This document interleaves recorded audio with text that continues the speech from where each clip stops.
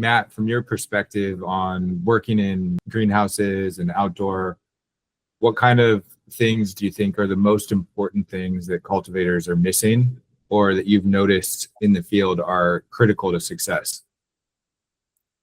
Specifically in greenhouses, I think it starts with the initial design onset. For a certain width and length of a greenhouse and a volume, having the correct systems from heaters, gable fans, the exhaust fans being sized appropriately, the actual pad walls from a height and a depth. That's probably some of the biggest things I see that people just are not experienced in and then have an issue understanding, well, for this set volume or the square footage of the space, and then the plants and the number of tables that are going to go in there and my irrigation strategies. How am I actually going to control the humidity in a cost-effective way relative to an indoor grow? Egan and I, in our experience, though, one of the things that we've seen pretty often, which would surprise a lot of people, is that when they go to design a greenhouse and they want to have very tight parameters on an indoor space, such as a greenhouse, that they end up spending almost the same operational costs month over month as if they were going to run an indoor grow. I think when people get close to the full benefits of a fully indoor grow, but rely more closely on greenhouse systems, they end up getting a result that they really, really enjoy while spending less money. Lighting too, a traditional greenhouse company, when you would ask them to do a photometric plan for you, whether it's LEDs or double-ended HPS, they're going to typically do somewhere between a moderate veg intensity for you. So 300, 400 ppfd across the canopy. That's just been a greenhouse standard for a tremendously long time. But if you imagine, okay, my greenhouse is in Maryland or North Carolina versus somewhere in the desert Southwest with a lot of lighting intensity, you're going to run into issues trying to get your peak intensities and your DLI. I've seen that as a large issue as well. Is okay, well, we only have 400 micromoles of supplemental lighting, then it's been really, really cloudy, or we're in the middle of the winter time, and now we're only getting 60% or 50% of the DLI we would typically get indoor. How do I handle that and adjust for that or make the most of it? That can be a real struggle. Yeah, I think that's a really important point. A lot of the success comes down to proper planning and, as always, the math that we do ahead of time. And that especially is true when we're talking about DLI and PPFD outdoors or in mixed light settings, because that's going to be our master variable regulating photosynthesis and eventually yield if you can take advantage of it. I've seen a lot of facilities that didn't properly look at their annual light hours, the estimated PPFD across the day, the cumulative DLI, and then use that to inform their supplemental lighting strategy. But that's the right way to do it. You have to just look and see what are the months that we're planning on growing in, or possibly year round. What is our lowest DLI? What is our highest DLI? And what's the reasonable amount of supplemental lighting to add in, balancing efficiency and potential yield? I also agree with what you said about the quality. Sometimes you can get it to be as good or superior to indoor, in my experience. And I think a lot of that has to do with like the spectrum that you get from the sun and having that mixed in the full wavelength and all of the other bands of radiation that we don't really get with indoor lighting really seems to bring out the full expression of certain genetics. I agree. That's something that's been really exciting in our cultivation experiences. We've been able to, across multiple states, multiple different environments, pure indoor, greenhouse, mixed light, and outdoor, we've been able to grow the same varieties in those settings over and over and over.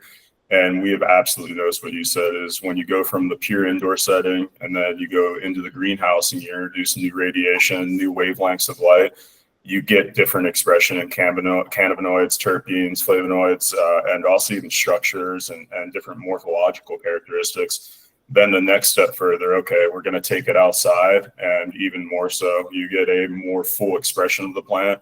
And typically what I'd say is more what it's supposed to look like or how it's supposed to perform under all the types of radiation, lighting, and environmental factors. And then sometimes you end up with even the opposite problem of too much lighting at certain times. That's pushing the plant too hard, especially in really dry and hot conditions. And then there's the whole suite of solutions that come along with trying to solve that problem of using potentially shade cloth or misters at certain times of the year. So you do kind of get this delicate balance between the light, the environment, the temperature, and how quickly your plants can grow. What do you think are some of the biggest differences between indoor and outdoor cultivation? Biggest differences between indoor and outdoor. There's so many of them. Controlling the lighting intensity, outdoor to indoor, especially early season. We've been really fortunate in growing in places, say like Oregon, and then we've grown outdoor in places like Arizona at large scale, 5, 10, 15, 20 acres. If you want the best result and you want the plants to really perform, you're going to go out there and spend labor pulling shade cloth early season, which then late season, you're going to end up taking it off to help protect the plant and maximize the intensity that you're trying to get from a yield and performance perspective.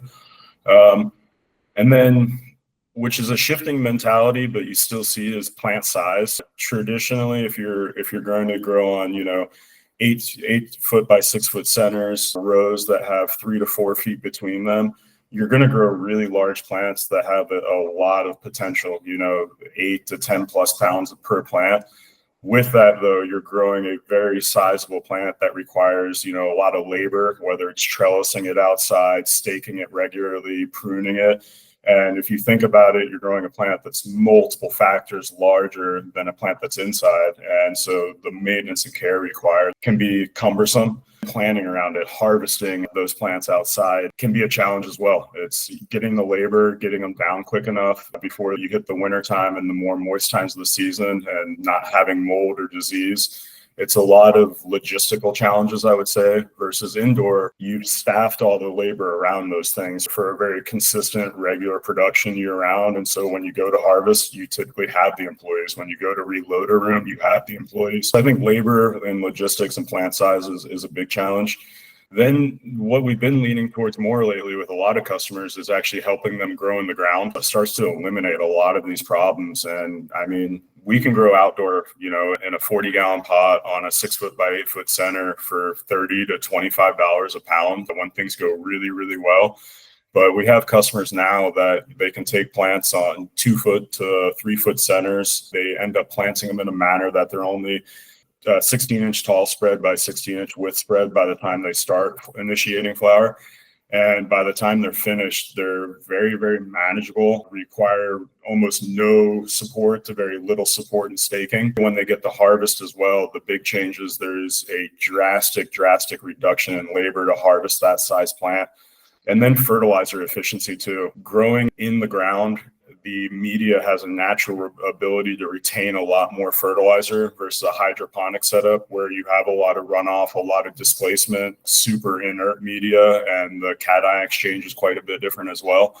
So when customers go and they say they plant directly into the ground, what I initially say is acre for acre, you're now talking, instead of truckloads of fertilizer, you're talking about pallets of fertilizer to drive the same fertilizer efficiency and usage within the plant. What we've seen start happening is a transition to much smaller plants, manageable plants, planting directly in the ground, and then working with those customers on soil reports, amending the fields, and building them up year over year. What's been great to see then is a lot of those customers in 1, 2, 3 short seasons start getting per square foot very, very high performance out of these crops while then eliminating their labor. And instead of, $25 or $50 a pound, you're starting to talk about $10 or $15 a pound for their finished goods. Yeah, I think for a lot of growers that are more familiar with the controlled environment side of agriculture, either in an indoor or greenhouse, one of the most mysterious parts of like outdoor cultivation, planting in the ground in the field is how do we handle the fertilizer demands for this? What are the differences? How do we do soil tests to try to figure out what's already there? And then how do you modify the fertilizer strategy to match what's already there? Can you give a couple specifics of, or maybe an example of what that would look like for somebody who's going to be planting in the ground? What does that look like for them if they don't really know where to start? They want to use front row egg fertilizer, but the plan is unknown. Yeah, we've all started at that point where we had no clue what to do. And so I think some of the best examples are almost when we start with the customer right after their previous harvest. We tell them, okay, hey, you've harvested the crop, the field is empty. Every large-scale agricultural cultivator, what they're going to do is go take soil tests. So we have the customer zone out their acreage into sub-quadrants or different areas, and then filling up gallon Ziploc bags with a soil sample prod. We have them zigzag through their zones and fill up the bags of soil and then send them to a lab. Then we get back, okay, what's the pH of the soil, which is probably one of the most important things, is what the pH is coming back at. And then also right there with importance is what's the existing mineral content. And then there's a lot of other great characteristics we see at that point too, which is the soil blend, is how much sand, silt, and clay and different percentages. That's really relating to how well your soils are going to drain or retain fertilizer. The pH is going to be the availability of all the fertilizer you're feeding throughout the season. The mineral content is going to tell us. A good example I give is if a crop required 200 pounds of nitrogen from start to finish in the whole season, veg through flower, you might take that soil report and find, okay, there's already 90 pounds of nitrogen, good quality nitrogen in this field from leftover from last season. Now, how do I effectively deliver the 110 pounds that I need for the rest of the season? And that's what we do. We take those soil reports with the customer and we say, okay, here's what you had and what you need, and then how we're going to put it on a schedule and consistently deliver it throughout the weeks of the season. The pH is, going back to that, probably the biggest one, is you get that value on the soil report and it says, okay, well, it's a 5.3 or a 5.2 soil pH out in this field. Now we're going to spread dolomitic lime, usually pretty large amounts, 500, 1,000, 2,000 pounds per acre, depending on what the actual pH is. And well before the season starts, we're going to bring the pH back to a zone that's going to allow any of that fertilizer you feed to be very available. And I think that's consistently out of all fields that people grow in year over year, you see the pH drive down. Really high quality fertilizer inputs are acidic. And so when you use them correctly, season over season, the soil pH is likely just going to go down. So offsetting that is tremendously important. The other thing that interacts with that a lot, which I think is another major difficulty of the outdoor situation, is given the volume of water that's demanded in some of these conditions and the sourcing available, the water quality is going to be completely different than we'd see in an indoor that gets to take municipal water, run it through an RO filter and a few layers of sanitization and treatment. I think a lot of outdoor facilities are probably having to pull from a well, and the amount of treatment options that they have on site could be pretty limited. So they might be using some pretty hard water for mixing stock concentrates and for mixing their actual RTU fertilizer solution. In that sort of context of looking at like the water chemistry, what do you think is the key practices to be aware of there? Absolutely, like you said, I think hand in hand when we take those soil reports is then we request the water testing and water sampling and sending that to the lab. Absolutely, customers are using 0.4, 0.6 EC start water from traditionally a lot of well sources. At that point, the main types of purification or improving that water, traditionally in outdoor, is very high throughput and doesn't necessarily make huge changes at the end. And so what we end up seeing is acidification. The easiest thing and always is when you have, say, 0.4 EC or 0.6 EC, is there's going to be a ton of carbonate, bicarbonate in that water that can affect the pH and drive it too high. So most of those customers are using good amounts of acid to then bring their water quality back in check and eliminate a lot of the carbonates and off-gas them, but then send out solution pHs that help with the soils that they're dealing with, and then also the incoming water quality. A good example might be a customer that's never grown in their field for the first time. That would traditionally be where you see a high soil pH for the first time ever, and then you won't see that season over season. But we've had customers that, for instance, need to feed in the very low 5 pH range in their aqueous solutions or their RTU feeds to offset their first season of growing before the acidic fertilizers get out there, to then create high fertilizer availability in the soil or at the root zone. Then after that, a lot of sediment filters, carbon filters, chlorine filters, those are all very high throughput, low cost, help out with what would be the next highest ppm of a bad inclusion in that water quality. Traditionally, if you have 0.6 starting EC water, half to 40% of that's going to be carbonate, bicarbonate. Then kind of going down the list, it's usually going to be calcium, magnesium, sodium, and chloride. The chloride's the easiest to get rid of. It's a really high throughput filter that can make an immediate change in the water quality at almost no cost by the end of the season. There'll be a small outlay at the beginning, a few $100s for a chloride filter. Then every indoor grower, sodium is the bane of their existence. That's where you have to use an RO system, and an RO filter is a sodium filter.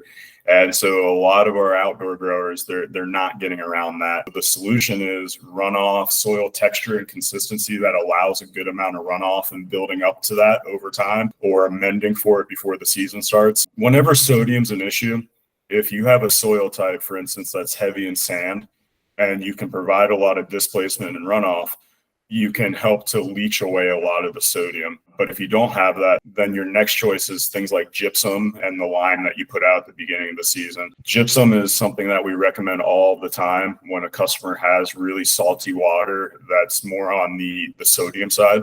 The gypsum naturally is going to help tie a lot of that off as it actually releases some other fertilizer that you want throughout the season. Things like that we'll look at with the customers between their soil reports and their water to help deal with sodium specifically. Then the other ones are pretty exciting.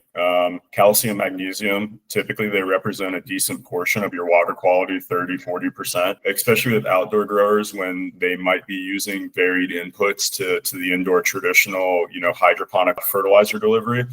We can make a lot of meaningful adjustments when there's a good amount of calcium, magnesium, sulfur, and use that. We can say, okay, hey, adjust your fertilizer in this manner because your very high EC start water does have some natural fertilizer in it. Here's some modifications you can make to use that calcium, use that magnesium or sulfur in the water, and help lessen the impact of that you would see relative to the indoor grow.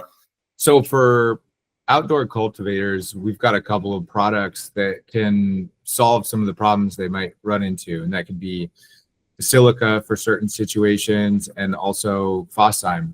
So tell me a little bit about some of the underlying physiology and science that's going on and why those could be useful in a outdoor greenhouse situation. Yes, I think you get more of a benefit to some of those products, just more than the pure performance it can add in an indoor environment because of all the abiotic and biotic stresses that come along with some of those environments. Starting with front row SI or good monosilicic acid, there's a huge amount of benefits. One that I think is unspoken quite often is actually with limiting uptake sometimes with heavy metals.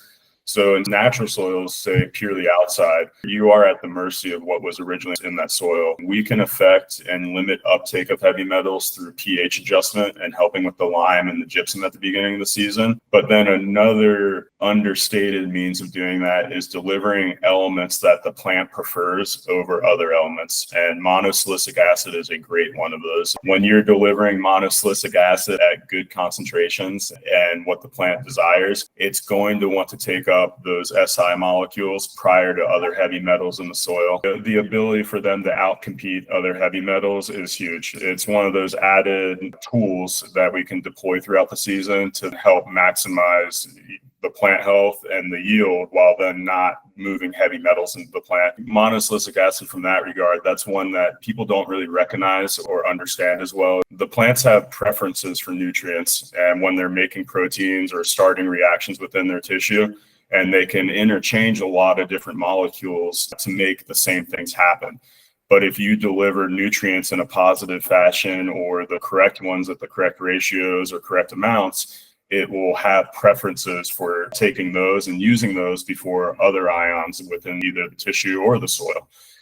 Outside of that, SI and good monosilicic acid, it has the benefits everyone knows about, which is, okay, the biotic stresses, powdery mildews, bud rots, resistance to those things. I could get in the plant physiology and open up a textbook, but I think from peer-reviewed sources to academics, when you have a quality concentration of silicate in the tissue, you're going to help the plant resist those biotic stresses as much as possible, whether it's not getting mildew as bad as it would, not getting initially infected. And then the abiotic stresses is the same for good concentrations in the tissues is, well, drought stress, high lighting intensity, even wind and damage of those things. It provides more rigidity to the stem cell walls, and then it provides good immune response resistance within the plant. I always try to correlate it to something people can relate to. When you're taking care of your body and you're feeding yourself good nutrients, putting yourself in a good space, good filtered air, you're going to be able to resist things better than if you put yourself in a bad environment, ate bad foods. So truly, I do think silicate from heavy metals, abiotic stresses such as the sun, drought stress, lighting intensity, wind, or even down to bugs and feeding and powdery mildews and things like that. There's a huge benefit of using that within a crop, especially outside. A really, really healthy plant, an insect needs to feed on it less times to get the same amount of nutrients out of an unhealthy plant. So if you see an unhealthy crop, bugs are going to feed on that crop in more spots on the leaf and the tissue because it needs to get more nutrients from the plant by feeding on more sites. If you have a really healthy crop and a really healthy plant, when a bug lands on it that needs to feed, it will feed on less sites on the plant to get the same amount of nutrition out of it.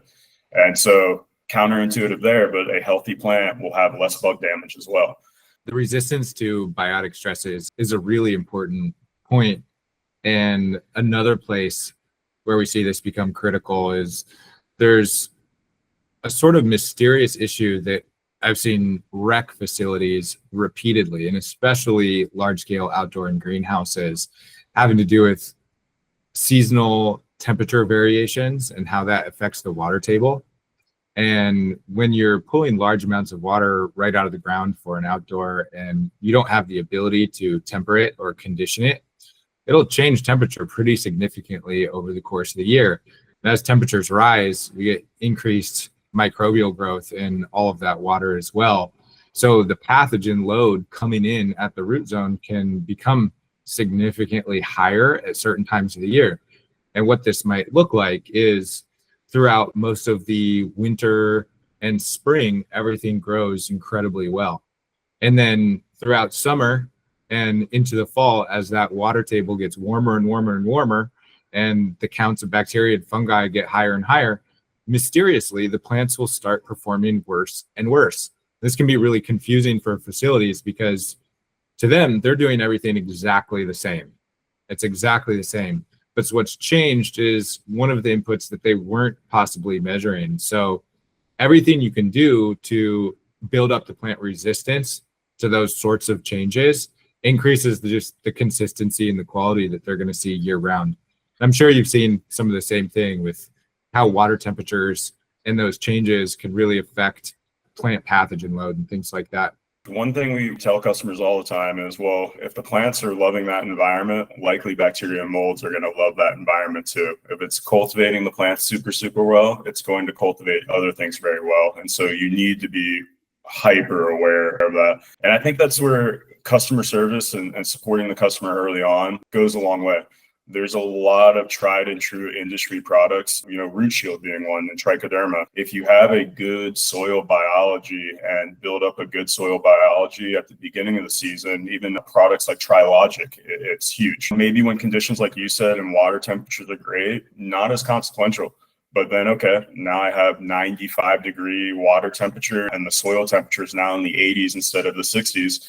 Well, that is a huge difference. And, if there's a good amount of healthy bacteria occupying that niche space and out competing or actively eating, that's going to be super helpful at the times that you probably weren't even going to relate to thinking about it. You have different levels of operations as far as maybe the capital restraints certain operators have and whether or not they can or cannot treat their water or what they can afford this season. We've got startup states with high margins, and then we've got legacy states where people are barely hanging on year after year, trying to get a positive margin, but not a very big one. And, maybe they're not going to run a new water system and put in RO filtration. And I think one thing that a lot of people don't think about is just accurately forecasting the reality of their setup, right?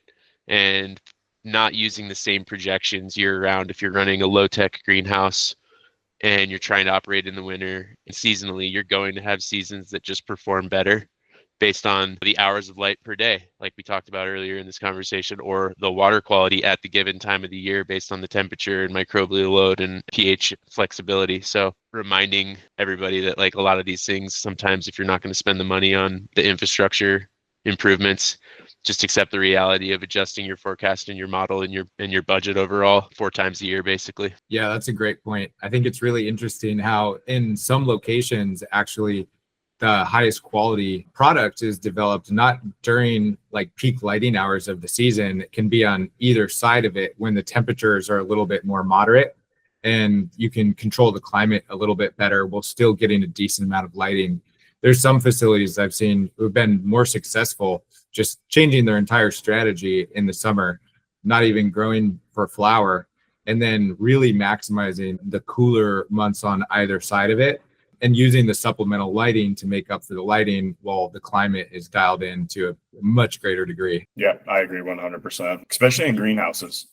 Some of your more moderately designed or dollar outlay for designing and building the greenhouse, you see that where the shoulder months, they are absolutely their highest producing months. When they think they would get their best yields during the summertime, they don't, because they actually don't have the systems to control what's going on in that space, whether it's the double layers of shade cloth, a mist system over top, gable fans in addition to just the regular exhaust fans. There's a lot that goes into designing those spaces to be able to use them during the harshest times of the year.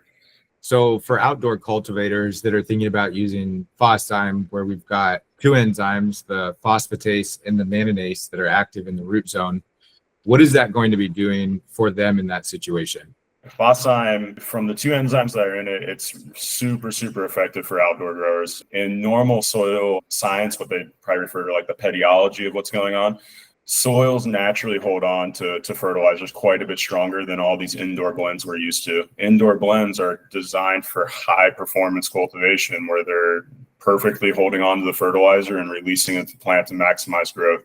You're at the mercy of your natural native soil outside that you've been amending and using throughout the years. And generally, relative to the indoor growing, they hold on to fertilizers more, specifically phosphorus. Phosphorus availability in outdoor soils, it's one of those ions that gets really tied up and held on to. Traditionally, when you're feeding outside, any good grower would tell you out of 100% of the phosphorus you're feeding, only about 40 to 60% of it's actually available, which is insane efficiency from being low.